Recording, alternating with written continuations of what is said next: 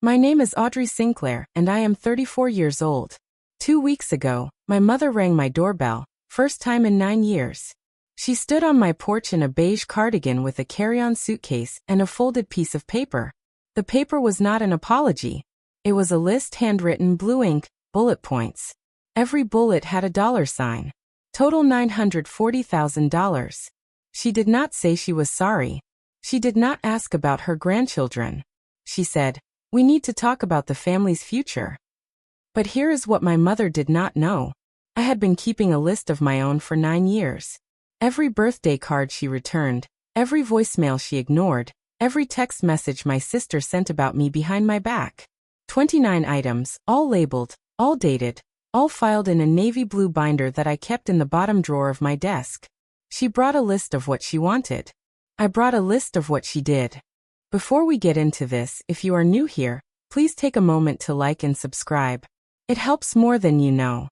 And while you are at it, drop a comment telling me where you are watching from, and what time it is where you are. I love reading those. Let me take you back to the summer I turned 25. The summer my family told me I was no longer one of them. Brookhaven, Indiana. Population just under 2,300. One Methodist church. One barbershop. One diner where every booth smelled like coffee and bacon grease no matter what time you walked in. That was my town. My whole world until I was 18. My father, Roger, worked at the lumber yard on Highway 9 for 32 years. Same shift, same boots, same quiet nod when he came through the door at 5:42 every evening. My mother, Patricia, ran the household and the church women's committee with equal precision. She organized the Easter brunch. She coordinated the prayer chain. She decided who brought what to every potluck, and nobody argued. My sister Whitney was 4 years younger, and everything I was not. Loud, confident, the kind of girl who got voted homecoming queen and acted surprised. Mom adored her. Dad called her sunshine. I was the quiet one. The one who did the dishes without being asked and scored perfect on every math test, and never got a party for either. I do not say this with bitterness. I say it because you need to understand the math. In our family, love was a budget, and Whitney was the line item that always got funded first. When I was 18, I got a scholarship to Indiana University. Full ride. I was the first Sinclair to go to college. Mom packed my suitcase and slipped a card inside, the kind with flowers on the front and her handwriting on the back. "Come home soon. You belong here." I kept that card for 16 years. It is still in my desk drawer, right next to the navy binder. The card was the last kind thing she ever wrote me. I met Damon Reyes in advanced statistics, spring semester of my junior year. He sat 2 rows ahead of me and solved regression problems like he was reading a grocery list. Calm, methodical, never rushed. He was an engineering major, computer science minor, on a partial scholarship from Columbus. His mother, Renee, was a retired school librarian. His father, White, from the suburbs, left when Damon was 4. Renee raised him alone. She worked 2 jobs until Damon turned 16. And then she worked 1 job and volunteered at 3. Damon was biracial. He had his mother's eyes and his father's jawline. And this way of listening that made you feel like everything you said actually mattered. Our first date was at a taco truck near campus. He paid with crumpled singles. I paid with quarters. We split a horchata and talked until the truck closed. He told me he wanted to build something. He did not know what yet, but something that solved a real problem. I told him I wanted a job where the numbers meant something. He said, "Then we are in the right field." We dated for 3 years before he proposed. 3 quiet, steady, unremarkable years. He met my parents twice. The first time Mom smiled too wide and called him David instead of Damon. The second time she called him Damon, but did not look at him when she said it. Both times, Dad shook his hand and said almost nothing. I told myself it was nerves. Small town people. They just needed time. Whitney was the honest one. At Thanksgiving, she leaned over and whispered, "He is nice, but Mom is never going to be okay with this. You know that, right?" I did not know that. Not yet. Damon proposed on a Tuesday. No ring at first, just a conversation at our kitchen table in our tiny apartment near campus. He said, "I want to spend my life with you. I want to build something with you. Will you let me?" I said, yes. Before he finished the sentence, I called home that night. Mom picked up on the third ring. I told her. The line went quiet for 7 seconds. I counted. You need to think about what this means for this family, Audrey. Not congratulations. Not tell me about the ring. A warning. Dad got on the extension. He cleared his throat twice and said nothing. 2 days later, Whitney texted. Mom has been crying since you called. Are you happy now? I was. Actually, for the first time in years. But I did not reply that. 2 weeks after the call, a letter arrived. Not an email, not a text, a letter, handwritten. Patricia Sinclair's cursive on cream-colored stationery. She wrote 4 paragraphs. The last one said, if you go through with this, you are choosing him over your family. We cannot support this. We will not attend. And if you walk down that aisle, do not expect to walk back through our door. He is not one of us, Audrey. He never will be. That was the line. She drew it in blue ink on cream stationery, and she expected me to stand on her side of it. I read the letter 3 times, folded it, put it in a manila folder. I did not know why I kept it. Something in me, the part that files receipts and labels bank statements, told me to hold on to it. I held on. We got married at the Halford County Courthouse on a Saturday in June. 12 guests, all friends, all Damon's side. His mother, Renee, flew in from Columbus with a garment bag and a Tupperware of pound cake. She pinned a silk flower to my dress and held both my hands and said, welcome to the family, baby. No father walked me down the aisle. There was no aisle. There was a hallway with fluorescent lights and a judge who pronounced our names wrong, and a reception at a Thai restaurant where we pushed 4 tables together, and Damon's college roommate gave a toast that made everyone laugh so hard Renee spilled her water. My dress cost $155 from a consignment shop on Maple Street. White simple, fit perfectly. Damon wore a navy suit he bought on clearance. We looked like 2 people who had just done the most important thing of our lives on a budget. Because we had. That night in our apartment, I sat on the edge of the bed and stared at the bouquet, grocery store roses, $6, and my hands shook. Not from doubt. From grief. I had just gotten married, and the 2 people who raised me did not care enough to watch. 1 week later, I mailed a card to Brookhaven. Inside, our wedding photo. Damon and me on the courthouse steps, grinning. I wrote, we are happy. I hope you can be happy for us someday. The card came back 11 days later. Stamped in red. Returned to sender. I stared at that stamp for a long time. Then I opened the manila folder, put the card inside, wrote in red pen. Item 2, wedding photo returned. That was the beginning of the binder. Year 1 was the hardest. I called Mom 4 times. Voicemail every time. I left messages. Short, careful, the kind where you choose every word because you know it might be the last one she ever listens to. Mom. Just calling to say hi. We are doing well. Damon got a job at a software company downtown. I am studying for the CPA exam. I miss you. Call me back whenever you are ready. She never called back.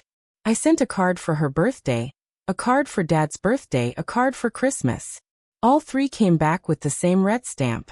Dad sent 1 text. February. For words. Your mother needs time. That was it. No follow-up, no second text. The 4 words sat in my phone like a voicemail I could not delete. Whitney posted a family photo on Facebook that spring. Mom, Dad, Whitney, Whitney's boyfriend at the time. All smiling. Captioned, Sunday dinner with my people. I was not in the photo. I had never been invited. I printed the screenshot. Not to torture myself. I printed it because I had started doing something I could not explain. Filing things. Every returned card, every unanswered call log, every piece of evidence that my family had decided I no longer existed. I put them in the manila folder, and by March, the folder was thick enough that I transferred everything into a binder. Navy blue 3-ring tabs. He is not one of us. Her voice played in my head at strange moments. In the grocery store. At the dentist. At 2 in the morning when Damon was asleep and the apartment was dark. I wanted the words to stop hurting. They did not stop. But they got quieter. The binder got thicker. By year 2, Damon quit his job. Not recklessly. He had a plan. For 6 months, he had been building a prototype on nights and weekends. A compliance platform for small businesses, the kind of software that made SEC filings and financial audits less painful for companies that could not afford a legal team.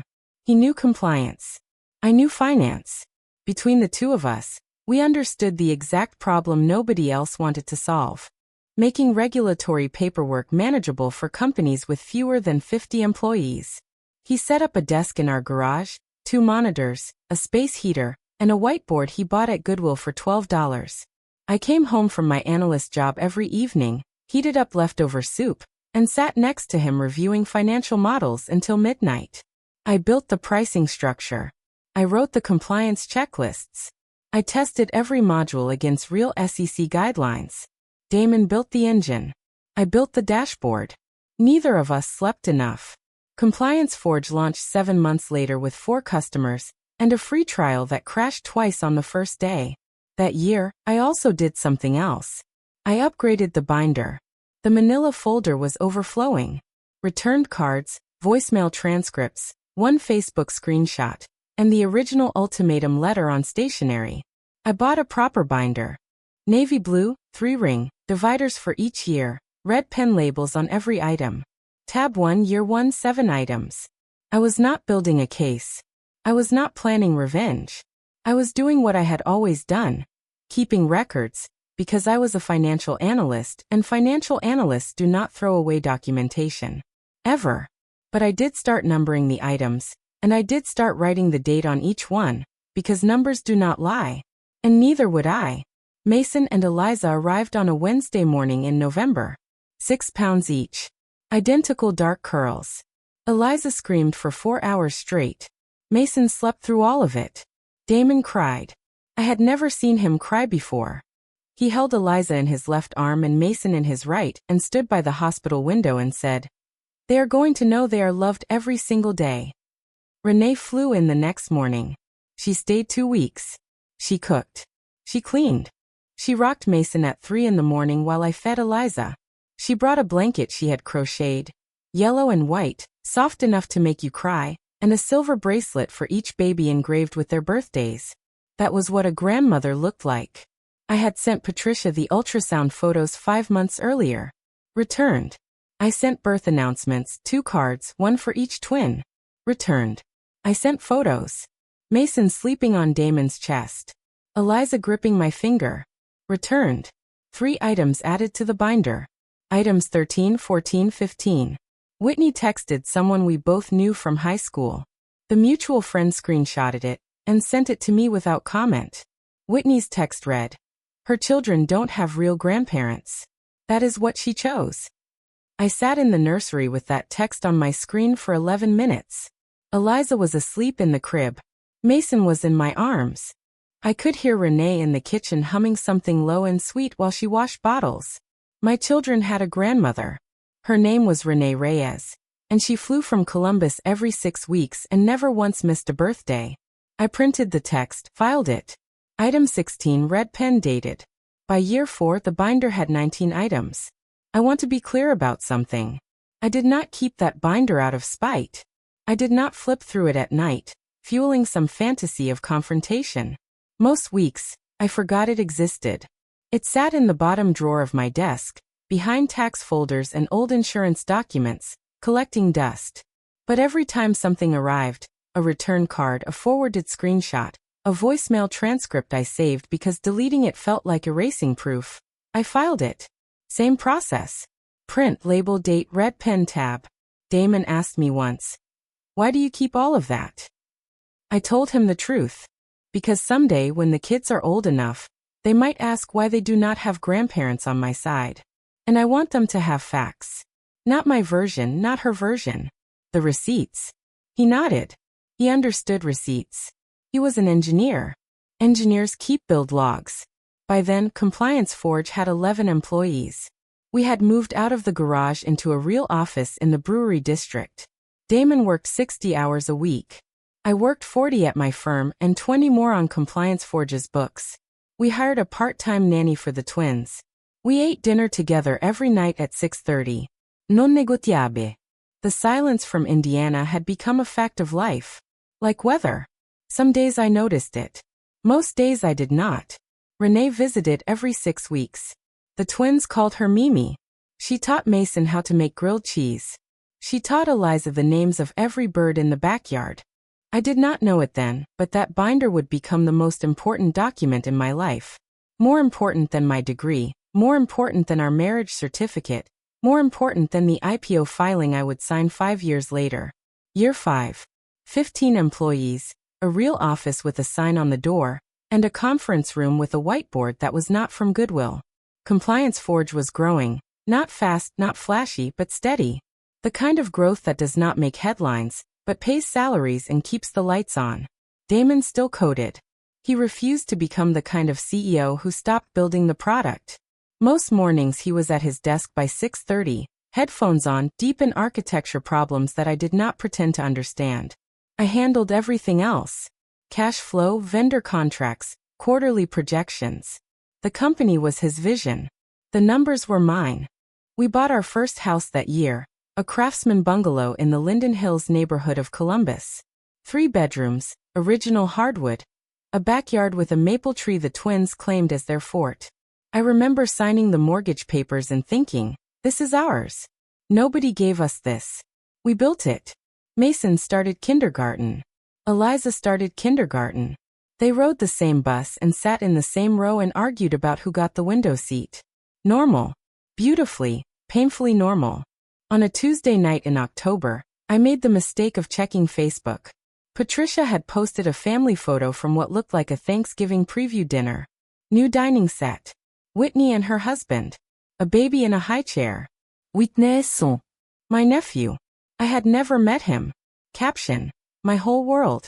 3 people in the photo. A baby. A table. A family that did not include me or my children, or the man I married. I closed the app, went to bed, did not cry. I had stopped crying about Patricia Sinclair somewhere around year 3. Some wounds do not heal. They just go numb. Whitney got married in year 6. I learned about it from Instagram. The photos were beautiful. White church, the same Methodist church where I got baptized at 12. 200 guests. Whitney in a cathedral-length veil. Mom in lavender. Dad in a new suit I had never seen before. The reception had a live band, a 5-tier cake, and a sparkler send-off that looked like a movie. They did not invite me. They did not tell me. I found out 4 days after the wedding when a friend from high school posted a group shot with the caption, "Best wedding of the year." I zoomed in. My parents were in the second row, smiling, arms around each other. Dad looked thinner. Mom looked exactly the same. I stared at that photo for a long time. Not because I was jealous of the wedding. I had my wedding. 12 people, Thai food, $155 dress, and the best man I have ever known.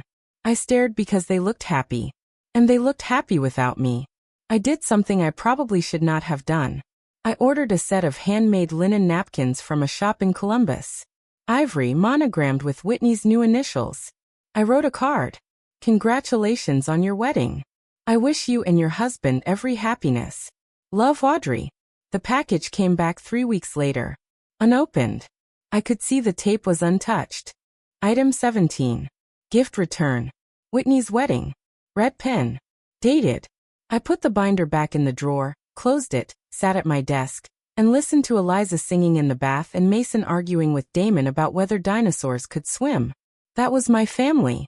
Right there in the next room. And they were enough. Year 7 changed the trajectory. Compliance Forge landed its Series B. $13 million from a venture capital firm in San Francisco. I remember the phone call. Damon was in the kitchen making pancakes for the twins. His phone rang. He listened, nodded, hung up, turned to me and said, "They said yes." I did the math before the pancakes were done. $13 million in funding, post-money valuation of $70 million. Damon and I still held 22%. We were not rich. Not yet. But the numbers were heading somewhere I had only ever modeled in spreadsheets. I left my analyst job that month and joined Compliance Forge full-time as CFO. It was the first time my name was on the company paperwork next to his. We were partners in everything. We moved to a bigger house. A 4-bedroom colonial in Lakeshore Heights, 15 minutes south of Columbus. Good schools, quiet neighborhood. A kitchen with an island where the twins did homework while I reviewed quarterly reports on the other end. The Series B made a small splash in the press. TechCrunch ran a 4-paragraph piece. 2 fintech newsletters mentioned it. Nothing major. The kind of coverage that people in the industry noticed, and everyone else scrolled past. But someone in Brookhaven, Indiana, did not scroll past. 2 weeks after the TechCrunch article, a friend from high school texted me.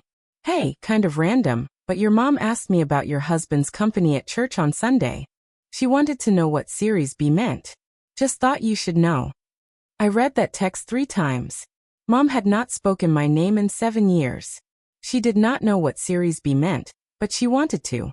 The math was changing, and Patricia Sinclair was paying attention. That same year, I sent what I knew would be my last birthday card.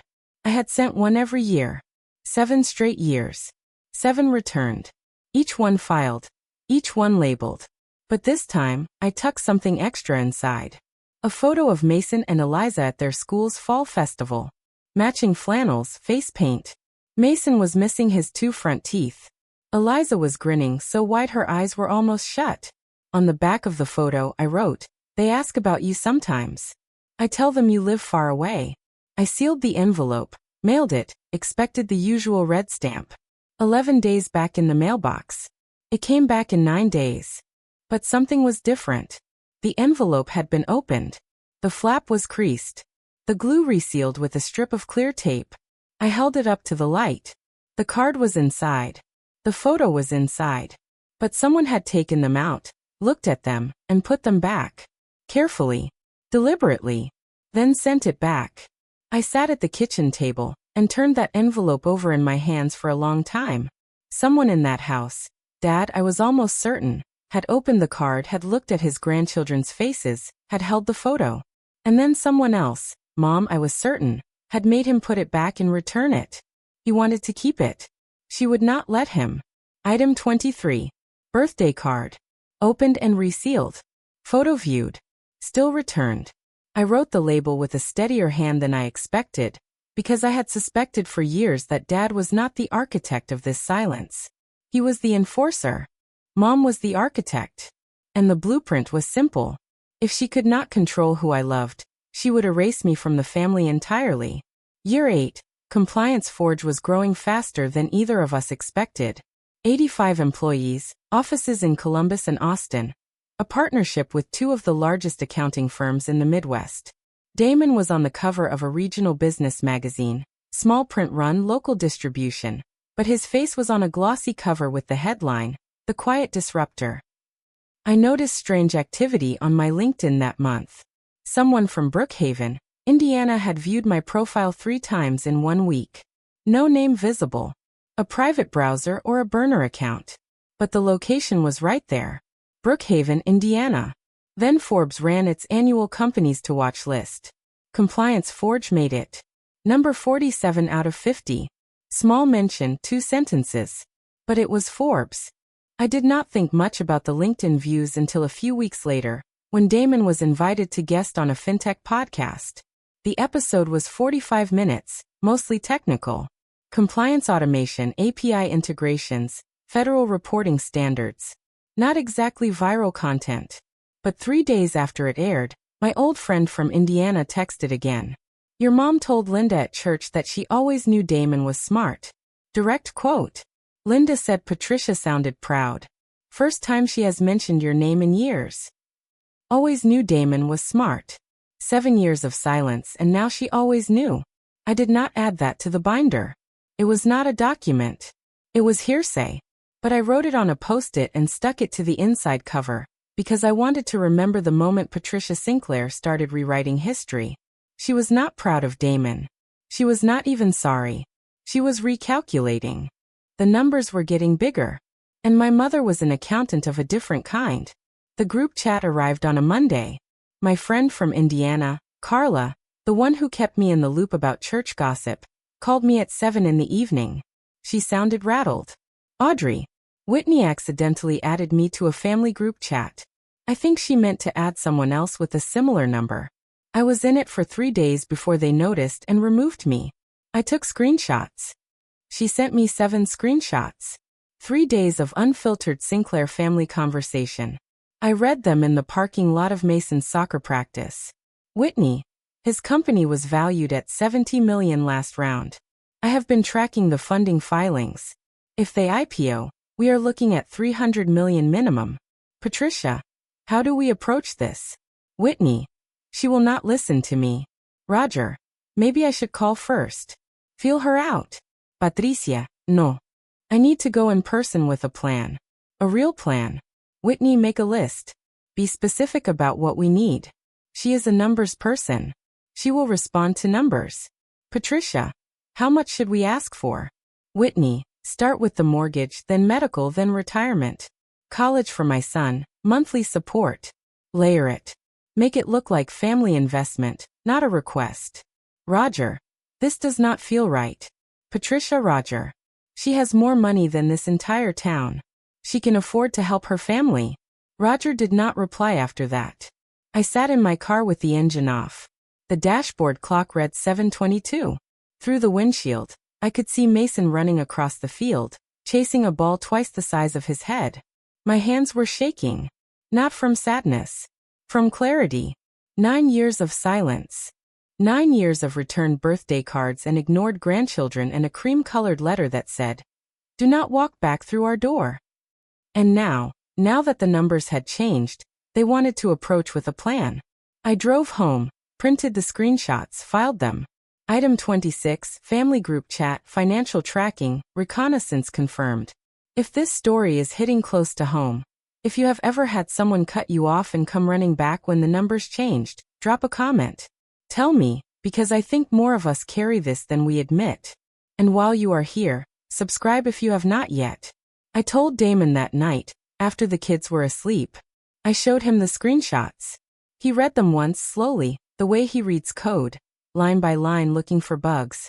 When he finished, he set the phone on the counter and stared at the wall for a long time. What do you want to do? Nothing yet. But I want to be ready. He nodded. That was Damon. He did not tell me what to feel. He did not suggest we ignore it or confront it, or anything in between. He asked what I wanted, and then he stood next to me while I figured it out. The next morning, I called a family attorney. Not to sue. Not to file anything. I wanted to understand our position. What were our rights if Patricia showed up? Could she make any legal claim to our assets? To the children? The attorney, a woman named Renata, mid-50s, no nonsense, walked me through it in 20 minutes. No, Patricia had no legal standing. Our trusts were structured to protect the children's assets. No grandparent visitation rights in Ohio without an existing relationship. And 9 years of documented estrangement made any claim laughable. I thanked Renata, hung up, went to work. But I also did something else that week. I drafted a letter. Did not send it. Just wrote it out long, at the kitchen table after midnight. In it, I listed every item in the binder.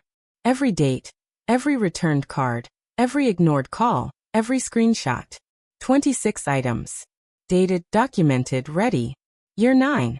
The IPO conversation started in January. Investment bankers flew to Columbus. We had 3 rounds of meetings in our conference room. The one with the whiteboard that was still from Goodwill, though nobody needed to know that. They reviewed our financials, our growth projections, our customer retention rate. They used words like roadshow and pricing range and lockup period. Damon handled the product pitch. I handled the numbers. Every slide, every projection, every risk disclosure. My name was on it.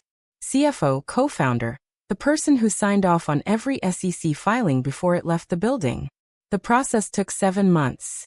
7 months of due diligence, legal review, investor meetings. Damon barely slept. I barely ate. The twins started noticing. Mason asked why Dad kept talking to his laptop at dinner. And Eliza drew a picture of me at my desk with a speech bubble that said, "One more email." In August, our attorney finalized the trust structure for Mason and Eliza. 2 irrevocable trusts. Funded, protected. Nobody, not Patricia, not Roger, not Whitney, not any future version of any Sinclair who showed up with a list, could touch $1. I signed the trust documents on a Tuesday afternoon in a corner office overlooking the Scioto River. The attorney asked if I had any questions. I had one. If a family member attempts to claim access to these funds, what happens? Nothing, she said. That is the point. I went home, made dinner, helped Eliza with long division, put the trust documents in the fire safe under our bed. Then I noticed something odd. For the first time in months, no one from Brookhaven had viewed my LinkedIn. No texts from Carla about church gossip. No digital footprints at all. Quiet. The dangerous kind. 2 months before the IPO, Whitney texted me. First time in 9 years. The message arrived at 2:17 on a Thursday afternoon. Hey, just thinking about you. How are the kids? 6 words. 9 years. And how are the kids? As if she had been asking regularly. As if this was a continuation of something instead of a resurrection. I did not reply for a week. I wanted to see if she would follow up. She did. A second text. I am going to be in Columbus for work next month. Would love to see you. Damon said. It is your call. I agreed to meet her. Not at our house. At a cafe in the Brewery District. Public, neutral, time limited. Whitney showed up 15 minutes late in a blazer and ankle boots. She looked like she had practiced being casual. She hugged me too long. She said, "You look amazing" 3 times in the first 10 minutes. Then she started asking questions. How big was our house? Did the kids go to private school? What neighborhood did we live in? Was Damon still running the company, or had he stepped back? How many employees now? Had they raised more money recently? 32 questions. I counted. None of them were. I am sorry. Halfway through our lattes, I noticed something in the reflection of the cafe window. Whitney had her phone angled toward the parking lot. She was photographing my car, a white Tesla Model Y that Damon bought me for my birthday. She was scouting, cataloging, building a report. I let her finish her latte. I answered her questions vaguely, politely, the way you answer a bank teller's small talk. When we hugged goodbye, she held on too long again. She ordered a latte and asked 32 questions. I counted. The only question she did not ask was the only one that mattered. After the cafe, I drove straight home and opened the binder. Item 28, Whitney reconnaissance visit, date red pen notes. 32 questions documented, photographed vehicle, no apology offered, no mention of past estrangement. Then I called Renata, the family attorney, for the second time. They are coming, I told her. My mother, probably within weeks of the IPO. She will bring demands. Renata asked what kind of demands. I told her about the group chat, the screenshots, Whitney's instructions to layer it, and make it look like family investment. Renata was quiet for a moment. You have documentation? I have a binder. How thorough? 28 items. Dated. Sourced. 9 years. Another pause. Audrey, you do not need me for this. You need me for the legal structure, the trusts, the estate separation. That is already done. What you are describing is not a legal confrontation. It is a personal one. And for that, you just need to decide what you are willing to say. She was right. This was not about lawyers. This was about a woman who showed up at my door because the numbers changed, and whether I was going to let her rewrite 9 years of silence into a story about a misunderstanding. I sat at my desk that night and pulled out the letter I had drafted months ago, the one listing every item in the binder. I read it. Then I put it back in the drawer. I did not need a letter. I had the binder itself. 28 items. 9 years. Every returned card, every ignored voicemail, every screenshot, every piece of evidence that my family had erased me. Not because I did something wrong, but because I loved someone they refused to accept. The binder would speak for itself. Compliance Forge went public on a Wednesday in October. Damon and I stood on the floor of the NASDAQ in New York, him in a charcoal suit, me in a navy blazer, and watched the stock open at $19 a share. By noon it hit 21. By close 23. Market cap, $460 million. Damon and I held 10%. Net worth on paper, $46 million. $46 million. I did not know what to do with that number. It did not feel real. It felt like a spreadsheet cell that someone had typed wrong. Too many zeros. Check the formula. But the zeros were right. I had checked the formula. That was literally my job. TechCrunch ran a feature. Forbes called for a comment. Bloomberg put Damon's face in a sidebar. A local Columbus news station did a 3-minute segment. Local couples fintech startup hits NASDAQ. They showed our company photo. 2 founders side by side. Equal. Damon and I celebrated with room service sushi in our hotel room overlooking Times Square. Mason and Eliza were back in Columbus with Renee, who had flown in for the week. Damon fell asleep on the couch at 9:15, still wearing his suit jacket. I stayed up. Not because of the IPO. Because of what I knew was coming next. I checked my phone. 5 missed calls. Area code 765, Brookhaven, Indiana. 3 calls from a number I did not recognize. 1 from Roger. 1 from Patricia. I did not call back. I set the phone face down on the nightstand and stared at the ceiling. 9 years. $46 million. And suddenly, Audrey Sinclair was worth knowing again. Roger's voicemail arrived the next morning while I was brushing my teeth. His voice was thinner than I remembered, older. The cadence was the same, slow, careful, a man who measured words like lumber. But something underneath had shifted. There was a crack in it. Baby girl. I saw you on the news. You and Damon on the stock exchange floor.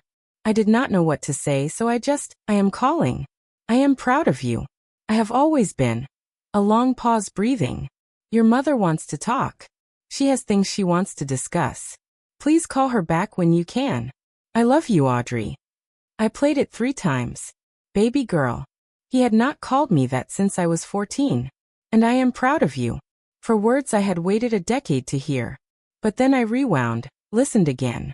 Listened to the structure of it. He called after the IPO. Not after the wedding. Not after the twins were born.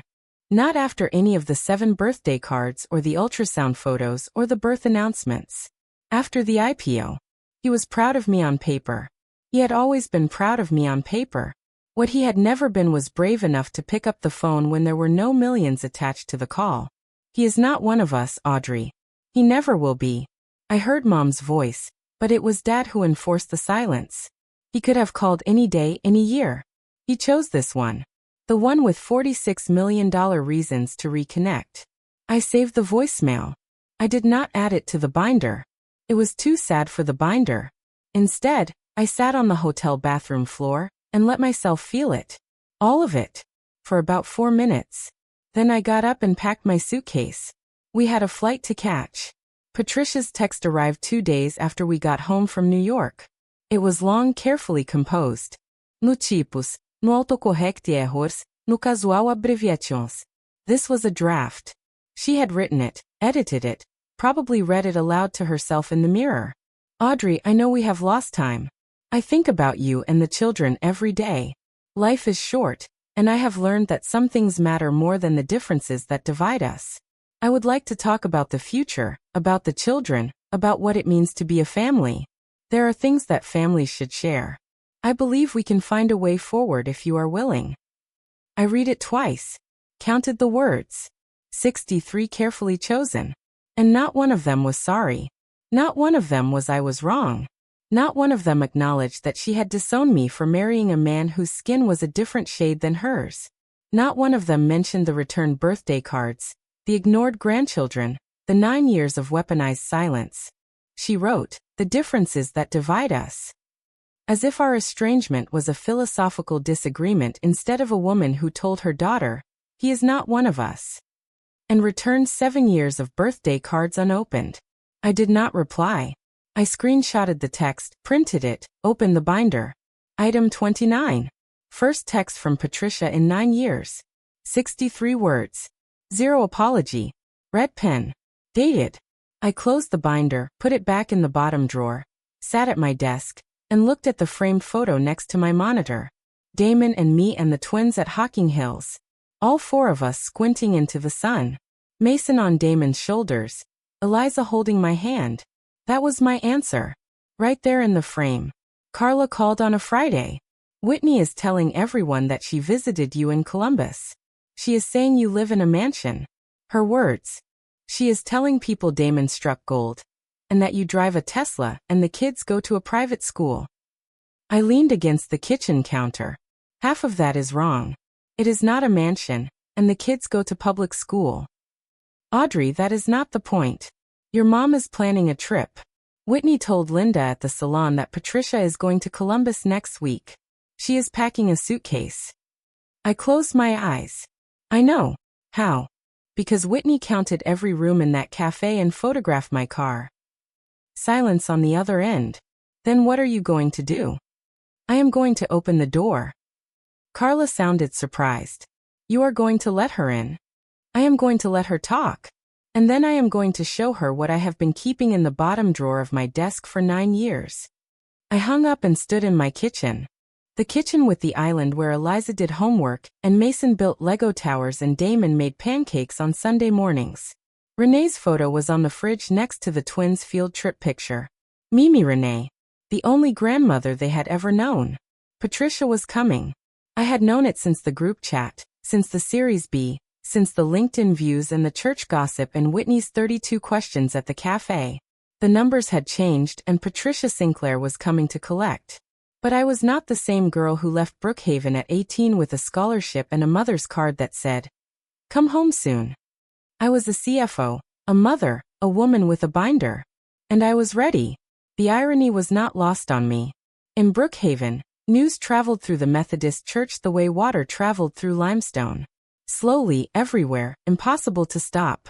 When I married Damon, the Whisper Network had done its work in 48 hours. Patricia Sinclair's daughter married someone who was not like us. The women on the prayer chain clucked their tongues. The men at the diner shook their heads. And Patricia had used that social pressure like a weapon. She disowned me partly because she could not bear the whispers. Now the whispers had reversed. Carla told me. Linda at the salon told Carla. The church organist told Linda. Audrey Sinclair's husband was on NASDAQ. Audrey Sinclair was a CFO. Audrey Sinclair was worth $46 million. And Patricia Sinclair, the woman who ran the Easter brunch and coordinated the prayer chain, had disowned her own daughter 9 years ago for marrying him. People were not whispering anymore. They were asking questions to Patricia's face. You must be so proud. When did you last visit the grandkids? Are you going out to Columbus for the holidays? And Patricia had to smile through every single one, because admitting the truth, that she had cut off her firstborn for loving someone she refused to accept, would destroy the carefully curated image she had spent a decade building. The same town that let her cut me off was now asking her why. Patricia could not tell them she was estranged from her daughter, without admitting she was the one who drew the line. And she could not pretend everything was fine without someone inevitably asking.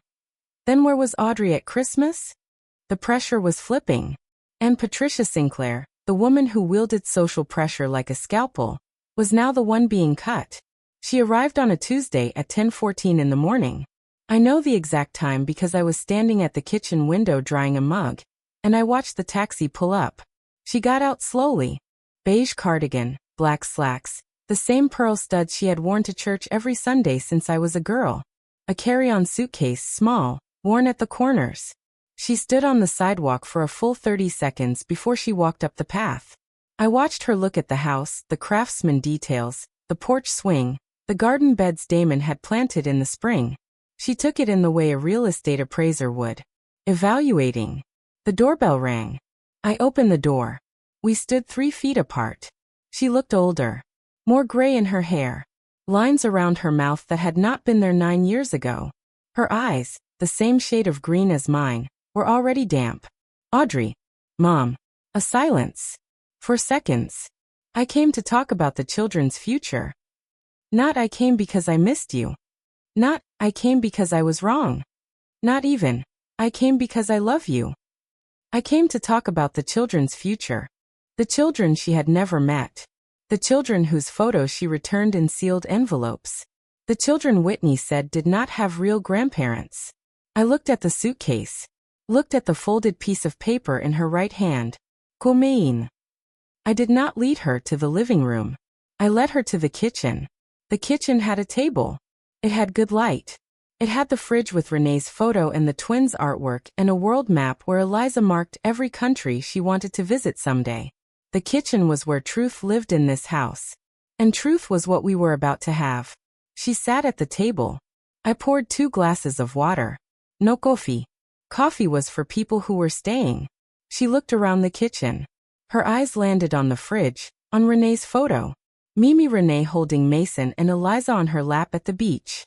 All 3 of them laughing. Patricia stared at it for 5 seconds. Something crossed her face. I could not tell if it was guilt or jealousy. Then she unfolded the paper. Her handwriting, blue ink, 5 bullet points, each one neat, deliberate, the product of what must have been hours of calculation. She read them aloud. Retirement fund for your father and me, $510,000. I said nothing. College fund for Whitney's son Braden, $210,000. Nothing. Medical expenses. Your father's knee surgery, $47,000. Nothing. Mortgage payoff. The family home, $185,000. Nothing. Monthly support, $3,000. She folded the paper, placed it on the table between us, looked at me. This is what families do, Audrey. Your father worked his whole life. He sacrificed for you, for both of you. It is time to give back. I stared at the list. $940,000. Itemized, calculated, presented like an invoice. Not once during the reading did she mention my name with the word sorry. Not once did she acknowledge that she was sitting in a house she had never visited, asking for money from grandchildren she had never held. Her children don't have real grandparents. That is what she chose. Whitney's words echoing. I picked up the list, read each line one more time, folded it, set it down. Then I stood up and walked to my office. The bottom drawer was exactly where I left it. Under the tax folders, behind the old insurance documents. I pulled out the binder. Navy blue 3-ring heavy. The kind of weight that comes from 9 years of documentation.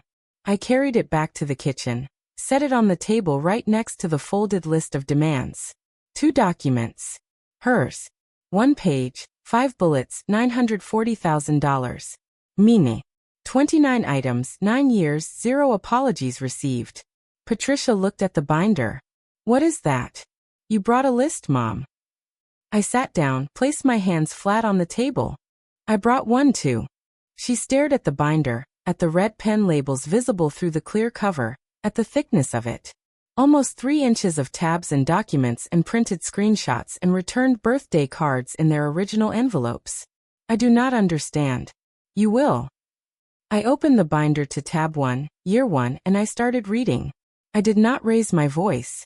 I did not cry. I did not perform. I read the way I read quarterly reports to the board. Factual, organized, item by item. 9 years of receipts. Documented, dated. Every returned card, every ignored voicemail, every screenshot, every piece of proof that Patricia Sinclair had systematically erased her firstborn daughter from the family. Not because I did something wrong, but because I loved someone she refused to accept. The binder was not revenge. It was not a weapon. It was a record. And records do not negotiate. They do not argue. They do not forgive or condemn. They just tell the truth. And I had 9 years of truth to share. Tab 1, year 1. I pulled out the first item. A birthday card in a white envelope. Red stamp across the front. Return to sender. Still sealed. I placed it on the table. Item 1. Birthday card. Mailed September 12, 2017. Returned September 23rd. Patricia's eyes widened. I pulled out the second item. Another envelope. Same stamp. Item 2. Wedding photo. Mailed June 14, 2017. Returned June 25th. A third. Item 3. Christmas card.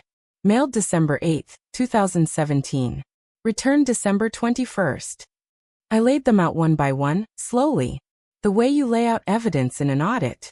No commentary, no emotion, just documents arranged in chronological order. Patricia's mouth opened then closed. She stared at the growing row of envelopes on the table. White rectangles with red stamps. Each one a door I had tried to open, and she had slammed shut. These are the birthday cards I sent you every year for 9 years. Every single one came back. Audrey, I am not finished. I moved to tab 2. Year 2. 3 more items. A voicemail transcript.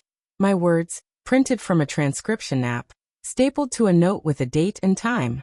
An unanswered call log. A Facebook post, Patricia's My Whole World post. No Audrey, no Demo, no grandchildren.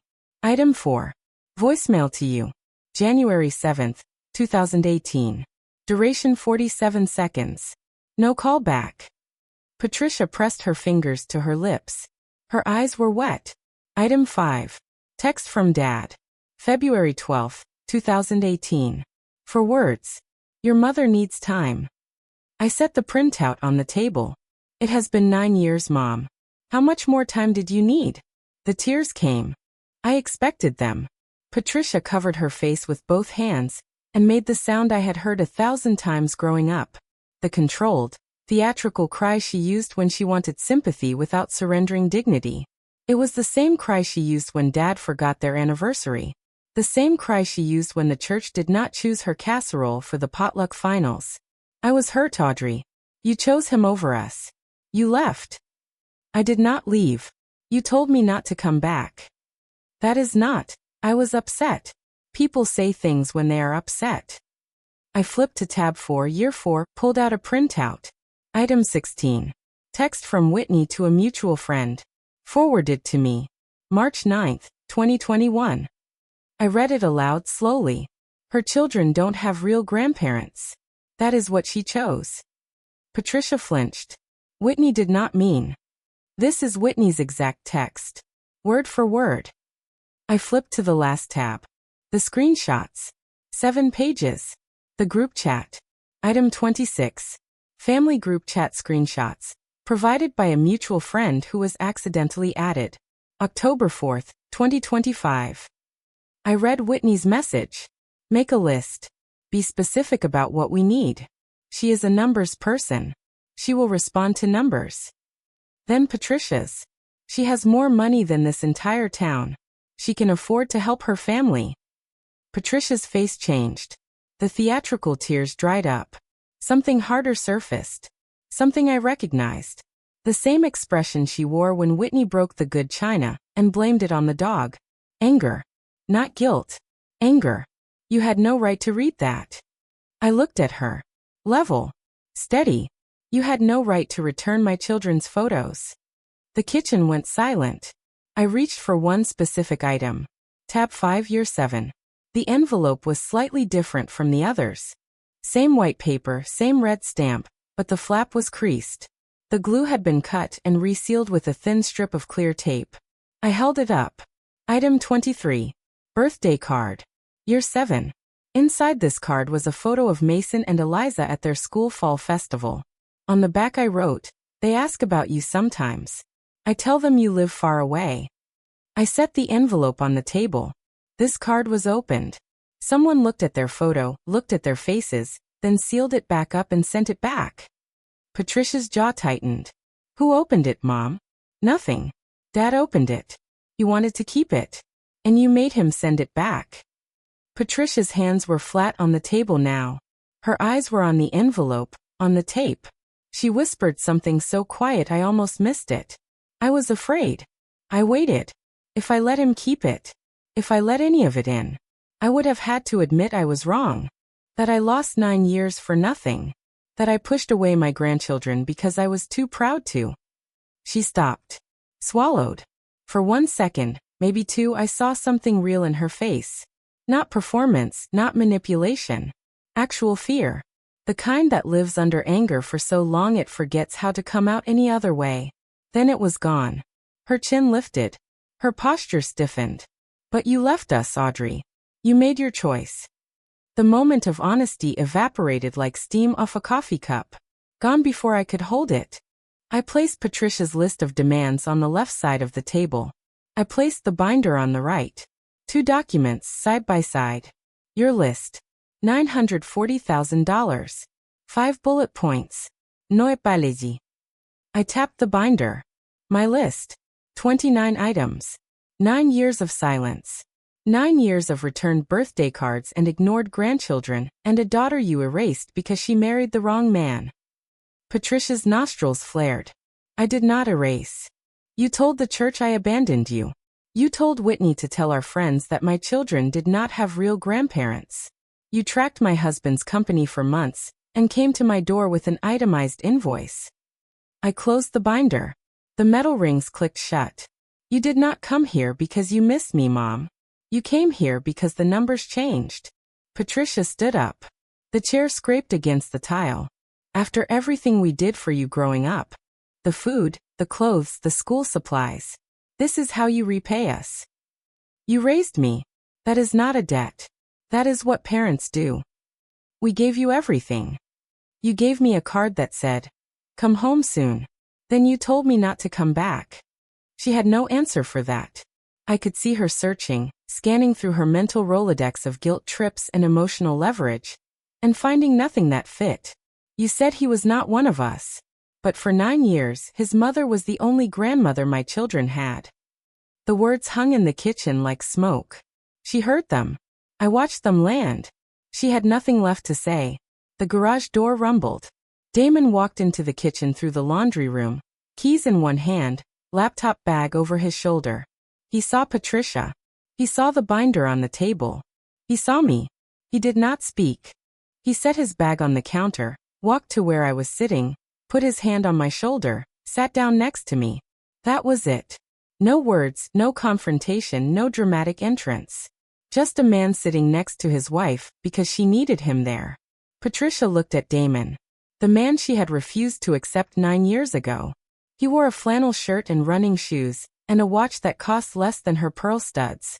There was nothing flashy about him. Nothing that announced $46 million. He was just a man. A good man. A father. A husband. And he was right here, hand on my shoulder, saying everything without opening his mouth. Patricia stared at his hand at my shoulder, at the space between us that held no tension, no performance, no need for words. She understood. I did not need the Sinclair family. I had already built my own. I spoke quietly. The way you deliver a final number on a balance sheet. Factual, complete, no revision pending. Mom, I will not give you money. She opened her mouth. I continued. Not because I cannot afford it. Because the moment I hand you a check, you will believe you were right to stay away until it was profitable to come back. You will tell yourself, and you will tell Whitney, that this is what family does. That the silence was a misunderstanding. That the 9 years were just a rough patch. I picked up her list, held it out. They were not a rough patch. They were a choice. Your choice. Every return card, every ignored voicemail, every photo of your grandchildren that you looked at and sent back. She did not take the list. It hung in the air between us. If you want to know your grandchildren, really know them. Not as a line item on a financial plan. That starts with an apology. Not to me. To them. And it does not start today. It starts when you are ready to mean it. Patricia took the list, picked up her suitcase, walked to the front door. She stopped, turned around, opened her mouth, closed it, walked out. The door clicked shut. Not a slam. A click. The sound of someone leaving who knew she had lost something she could not buy back. If someone showed up in your life only after the numbers changed, I need to hear your story. Drop it in the comments. And if this video reminded you that your worth is not a dollar amount, share it with someone who needs to hear that. 2 weeks passed. Damon and I did not talk about Patricia much. Not because we were avoiding it. Because there was not much left to say. She had come with a list. I had shown her a binder. She had left without apologizing. The math was settled. The twins did not know she had visited. They were at school both times, the arrival and the departure. I preferred it that way. They would learn about Patricia Sinclair when they were old enough to understand that some people only see you when the light is right. Roger called. Not on a weekend. On a Tuesday morning, 9:14, while I was reviewing a vendor contract at work. Audrey, your mother told me what happened. I waited. I should have opened that door for you 9 years ago. I should have picked up the phone.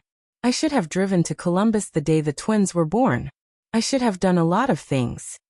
His voice cracked. I am sorry. Not because of the money. I do not want your money. I want to know my grandchildren. And I want to know if you will let me try. I was quiet for a long time. 17 seconds. I counted. I believe you, Dad. But believing you and trusting you are different things. We start slow. Phone calls every 2 weeks. No visits yet. No money. Just talking. He agreed. That is more than I deserve.